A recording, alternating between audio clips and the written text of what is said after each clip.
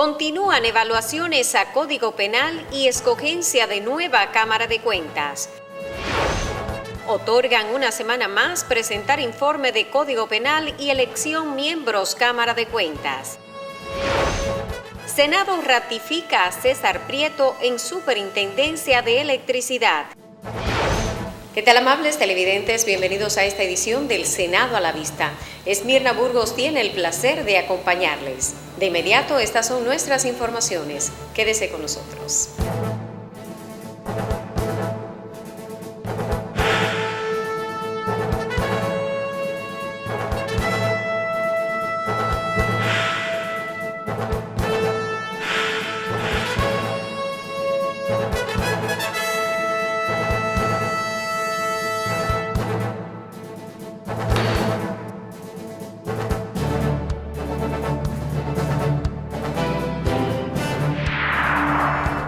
Iniciamos este espacio con algunos temas de interés.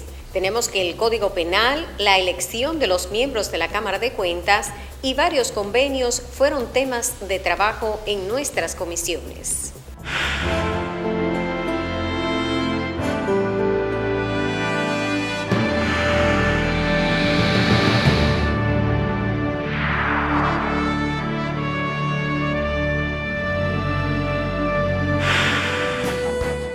Una comisión especial fue designada para el estudio y evaluación a las observaciones hechas por el Poder Ejecutivo al proyecto de ley del Código Penal de la República Dominicana, y es así que, con la finalidad de escuchar diferentes opiniones, se invitó al sacerdote Víctor Masalle, quien planteó su posición a favor de que se conserve la penalización.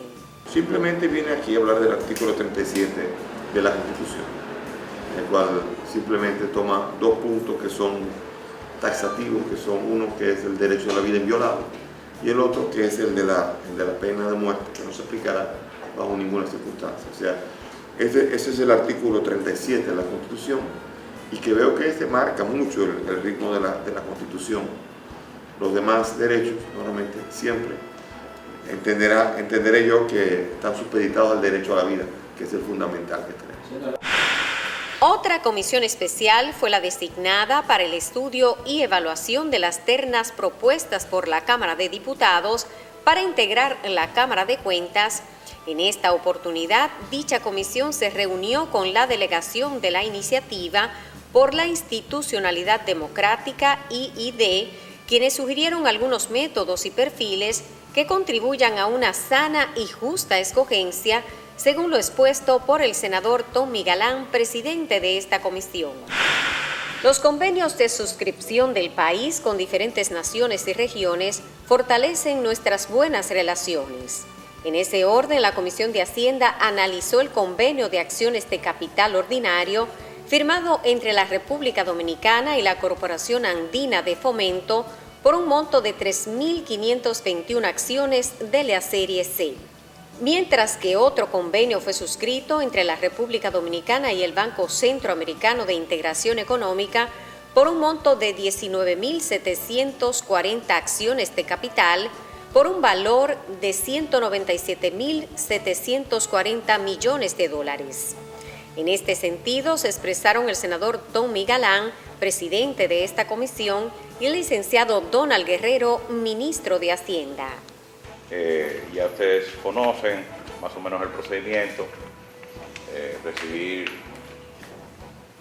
Son dos operaciones de diferentes corporaciones, pero es la misma naturaleza. Por eso la incluimos las dos, para recibir las explicaciones del lugar sobre la importancia y los aspectos y los compromisos del gobierno con relación a esto. País interesado en ampliar su acceso a financiamiento en condiciones ventajosas, tanto de tasa como de plazo, ha estado procurando aumentar su participación en el capital de ambas instituciones regionales, como forma de, paralelamente con eso, aumentar la disponibilidad de financiamiento, que es un múltiplo del capital que nos representa la institución, de manera que los proyectos que demanda el desarrollo del país cuenten con recursos financieros a través tanto del Banco Centroamericano como de la Corporación Andina de Fomento y Banco de Desarrollo Latinoamericano. Continuando con el desarrollo de este espacio, tenemos que con varias aprobaciones entre designaciones y convenios, así como la extensión del plazo para presentar informe del Código Penal y de la Cámara de Cuentas, fueron temas presentes en la sesión que veremos a continuación.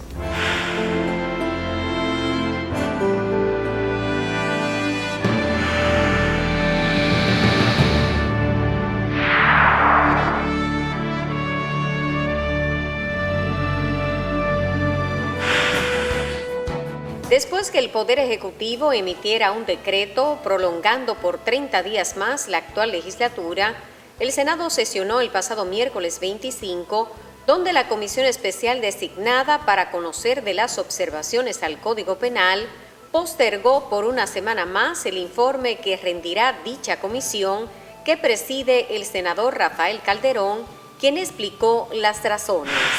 En igual situación se encuentra la comisión designada para elegir los miembros de la Cámara de Cuentas, pues también aplazó para la próxima semana el informe que presentará ante el Pleno Senatorial, considerando que este tema tan complejo necesita de un buen consenso.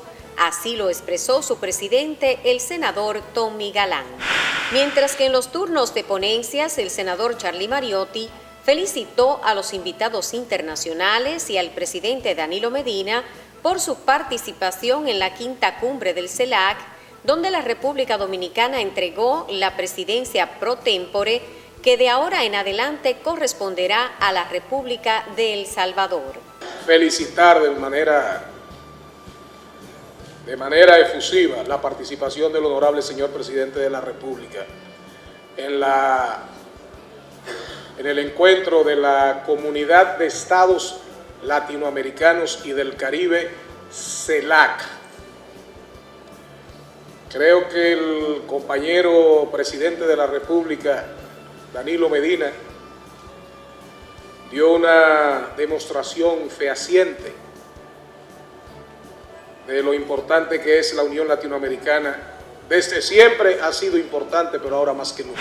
Mientras que de su lado, el senador Edis Mateo se refirió a la iniciativa que dispone el segundo domingo de diciembre como Día Nacional de la Gastronomía Dominicana. La celebración del Día Nacional de la Cocina y Gastronomía Dominicana tiene como finalidad la difusión del acervo cultural gastronómico de la República Dominicana, reconociendo el arte e ingenio de sus protagonistas, los productores de alimentos nativos de calidad, a la vez que crea conciencia del valor nutricional de los productos originarios del país. En tanto que los senadores Santiago Zorrilla y José Ignacio Paliza respondieron a la senadora Sonia Mateo las críticas formuladas a la marcha del pasado domingo.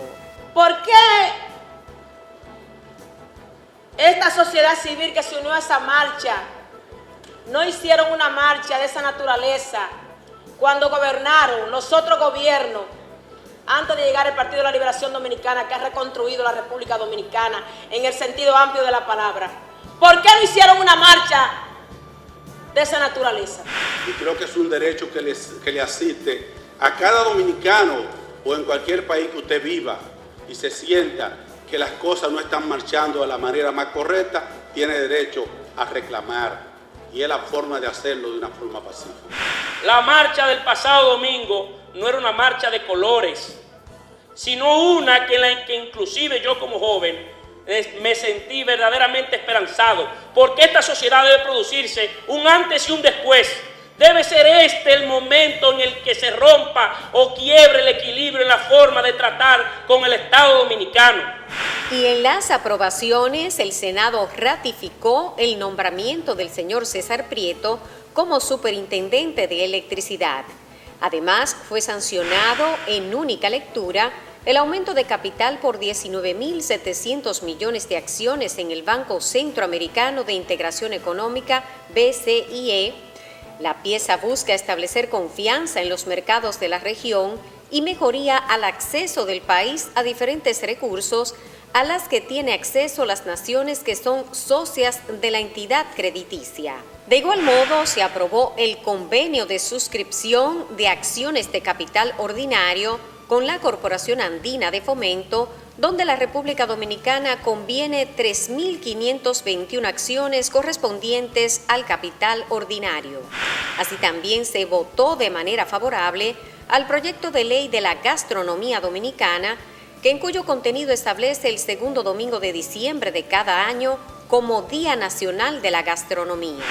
Otras aprobaciones son la que crea la Corporación de Acueducto y Alcantarillado de la provincia Elías Piña, además la que designa con el nombre de Santo Ángel Peguero el multiuso del municipio Monte Plata, también la que crea el Sistema Estadístico Nacional, más la que otorga el nombre de Juana Saltitopa a un tramo carretero entre La Vega y Villatapia.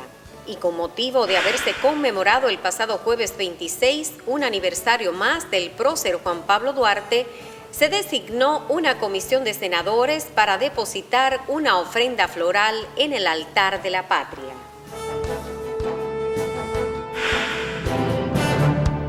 Entre con nosotros al día a día del Senado de la República.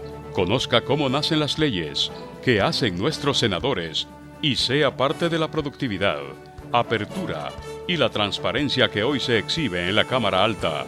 A través del programa El Senado a la Vista, órgano informativo del Senado de la República Dominicana. Cada domingo. Por el Canal 4, SER TV. Continuamos con más del Senado a la Vista.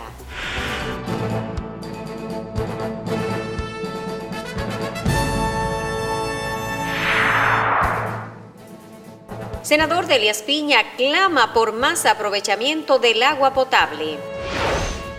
Y Duarte, la vida de un libertador. De inmediato les invitamos a conocer la ponencia del senador Sánchez Roa en el segundo Congreso Internacional de Agua. Veamos.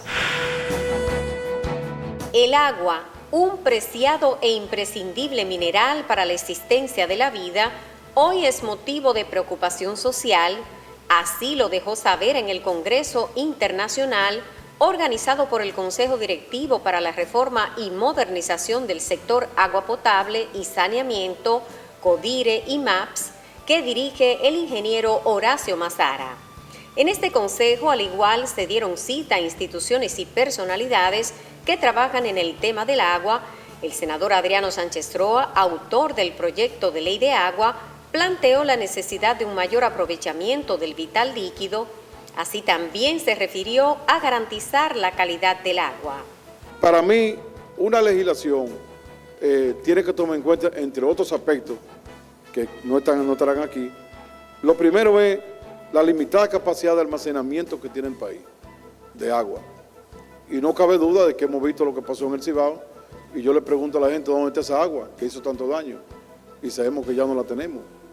Y eso pasa cada vez que tenemos mucha agua, pero no tenemos la limitada capacidad de almacenamiento. Hay muchos números diferentes. Dentro de tantos estudios, si yo tomo un promedio, puedo hablar de un 10% de capacidad de almacenamiento. Estamos hablando que hay 90% que no tenemos el almacenamiento que hay que tener de esas aguas. Por tanto, el agua, que es un valor tan importante, la tenemos, pero no la preservamos. También el senador llamó la atención debido a la escasa conciencia existente en el manejo y uso del agua en la agricultura, así como en el consumo humano y sus diversas autoridades. Además, recordó que desde noviembre del 2008 ha estado presentando un proyecto de ley de agua que actualmente se encuentra vigente en la Comisión de Medio Ambiente de esta Cámara Alta. Mientras que de su lado, el diputado Ricardo Contreras Medina sostuvo que sí hay consenso, solo así será posible la aprobación de las dos leyes de agua. Si cada uno de los actores que están aquí lleva una posición pragmática, práctica de su sector, yo creo que vamos a converger en la aprobación en este cuatrenio legislativo de las dos leyes del agua. porque entiendo que debe ser la Ley General de Agua y la Ley de Saneamiento y Agua Potable. De manera que hay un compromiso, como lo expresó el senador, de nosotros aprobar en este cuatrenio ambas leyes.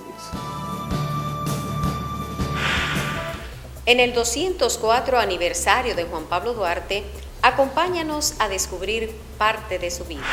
Nosotros debemos probarle al mundo entero que tenemos un nombre propio, dominicanos, y que somos dignos de llevarlo. Trabajemos por y para la patria, que es trabajar para nuestros hijos y para nosotros mismos. Así se expresaba Juan Pablo Duarte, por lo que el Senado de la República, en el bicentenario de su nacimiento, se une a tan digna conmemoración, ya que en los hombros de este ilustre patriota, con ideas visionarias, descansa el origen y nacimiento de nuestra nación. Y es así que nuestro director Luis Esteves se encuentra en la zona colonial, lugar donde nació Juan Pablo Duarte. Veamos. Así es, Esmirna. Nos encontramos en una parte de la zona colonial donde Duarte recorría todo este sector para ir a la escuela, para ir al comercio de su padre, a la iglesia Santa Bárbara y a la iglesia del Carmen. Ese era el joven Duarte. Ahora nos trasladaremos donde el presidente del Instituto Duartiano, José Joaquín Sabiñón.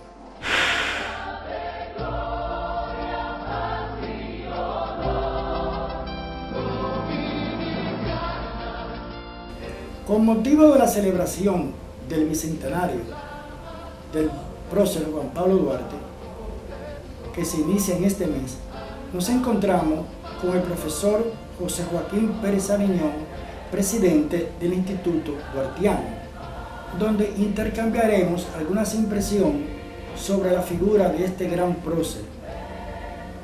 Buenos días, profesor. Muy buenos días. Queríamos cambiar impresiones con usted sobre la vida de Juan Pablo Duarte y queríamos de entrada hacerle algunas preguntas. Por ejemplo, ¿cómo era la vida de Duarte en sus primeros años escolares? Fíjense, hay muy pocos datos de la primera infancia de Juan Pablo, pero sí sabemos que la señora Montilla, una amiga de su mamá, lo alfabetizó. Y después tuvo estudios también con el profesor Manuel Aybar. Pero tenemos que entender que en esa época había muy pocas facilidades para el estudio.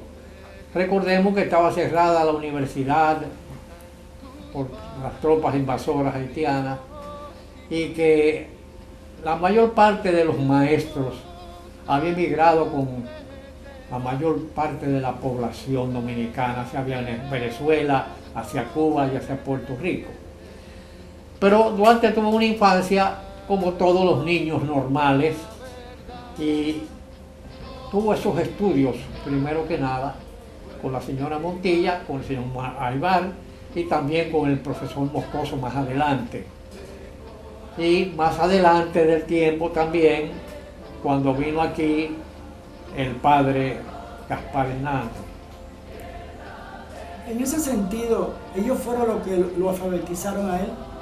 La señora Montilla fue quien lo alfabetizó a él porque sabemos que la madre de Duarte tenía pocas letras. Ahora sí le inculcaron a su hijo muchas ideas buenas, de las cuales dio muestra durante toda su vida. ¿No me puede abundar algo más el niño, cómo era él cuando era...? Un niño normal que se supone que estuvo íntimamente ligado a ese río Sama, porque suponemos que Duarte se bañaba en el río Sama igual que todos los amiguitos de la época. Era muy importante ese río para todos. Sobre todo que estaba ahí también el almacén de las Altarazanas, la ferretería almacén de su papá, y lógicamente suponemos que Duarte hizo una niñez normal. Tenemos muy pocos datos de su niñez, pero hay suposiciones razonables como las que acabo de decir. ¿Y qué él hacía, hablando precisamente sobre el almacén de su padre? Que tengo entendido que queda un poco cerca de este lugar. Exacto. Del arzobispo Noel. ¿Qué él hacía en ese almacén? En el almacén ferretero de las Atarazanas, Duarte llevaba los libros de contabilidad de ese almacén. Pero después, en su primera juventud, cuando él regresó de su viaje al extranjero, que tuvo que irse porque como no había facilidad de aprendizaje aquí, su padre lo mandó a estudiar fuera. Y cuando Duarte regresa, el almacén de las Atarazanas representa, yo diría que la célula madre de la República, porque ahí fue que él empezó a alfabetizar y a enseñar a toda la juventud de la época. En ese almacén de las Atarazanas, él le pidió una habitación a su papá y ahí le enseñaba idiomas, le enseñaba historia, le enseñaba geografía, pero lo más importante, le enseñaba ideales de patria libre a toda la juventud de la época y se fue convirtiendo en el líder de esa juventud, en la persona que todos amaban y que todos seguían por su espíritu de ayudar a los demás. Ahí sabemos que él alfabetizó, ahora que está de moda la alfabetización, al almirante Acosta, al futuro almirante Acosta, que en esa época tenía 14 años. Y ahí también él enseñaba esgrima, que era un deporte, pero una cosa muy importante para el futuro, porque la espada y el sable fueron muy importantes en la historia nacional. El machete campesino, el arma blanca en una palabra, porque las armas de fuego eran muy defectuosas y también se tomaba mucho tiempo en armar un arma de fuego para disparar. Sí, tengo entendido que la juventud de ese entonces, la mayoría practicaban esgrima. Sí, era un deporte del cual Juan Pablo Duarte fue uno de sus propulsores. Yo diría que su primer propulsor ahí en el almacén de las Atarazanas. Y siempre toda su vida continuó ejercitándose en ese deporte. En su primer exilio en Venezuela, en compañía de su tío materno y de Patín, practicaba esgrima también, y Juan Isidro Pérez también era un experto, y Mella también era un experto espadachín. Yo me preguntaba, siempre me he preguntado, ¿por qué Venezuela? ¿Por qué siempre ligan a Venezuela con Duarte? ¿Era que su familia parte de su familia vivían en Venezuela, en Caracas? Sí, la parte materna de su familia vivía en Caracas, Venezuela. Y ahí emigró una gran parte de la población dominicana por las constantes invasiones de los haitianos. Como dije al principio, la clase pensante del país casi toda había emigrado a Venezuela, a Cuba y a Puerto Rico, que todavía eran posesiones españolas. Entonces, como eran criollos españoles o españoles, emigraban para allá.